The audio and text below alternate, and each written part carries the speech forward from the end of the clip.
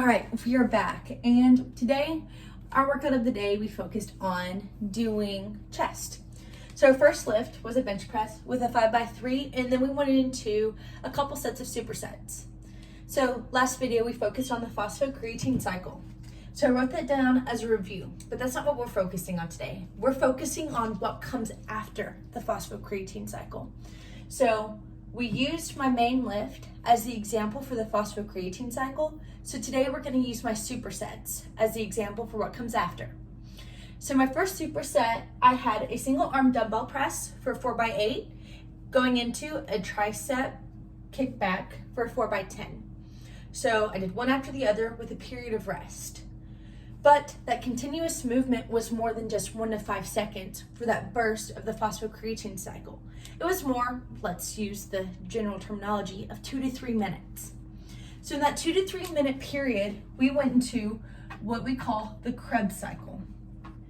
The Krebs cycle uses the citric acid cycle to then help produce more energy for the body to keep operating and to keep that movement going in a sustainable rate.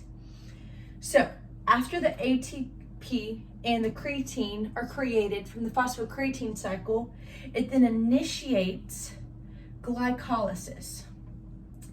Now, in short, glycolysis is your body using reserve carbohydrates or carbohydrates that you have within your system and turning it into acetyl-CoA. Glycolysis is a 13-step process, and we'll dig more into that later. But for this, we're just getting down into the nitty-gritty on what's going on how your body creates energy to keep you moving. So after those two acetyl-CoA are created, from that process, there are 2 ATP created just from the process of glycolysis, but that's not enough to keep you moving. So then the acetyl-CoA go through the Krebs cycle. Now there's 2 acetyl-CoA, so it goes through twice. So work with me, okay? Through this, you then will have ATP created. Still not enough to keep moving. And then you're gonna have 2 FADH, and then 6 NADH.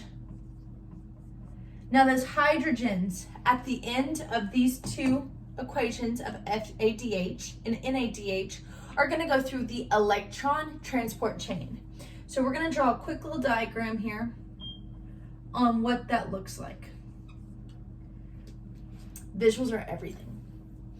So the hydrogens and the electrons that are transported through the Krebs cycle are going to go through this electron transport chain, and electrons are going to go through this, and because of the negative charge of the electrons, it's going to push hydrogen up through the chain. Now at the end of the chain, we're going to have ATP be created. Per 4 hydrogen, we have 1 ATP created. So at the end of it, we will have more ATP that creates a sustainable rate for us to keep that exercise and strenuous activity going. But ATP is not the only thing that's created by the end of the electron transport chain. We also have metabolic water. Because of the oxygen that we inhale and the carbon dioxide that we exhale and the hydrogen that we drop off in the electron transport chain, we create metabolic water.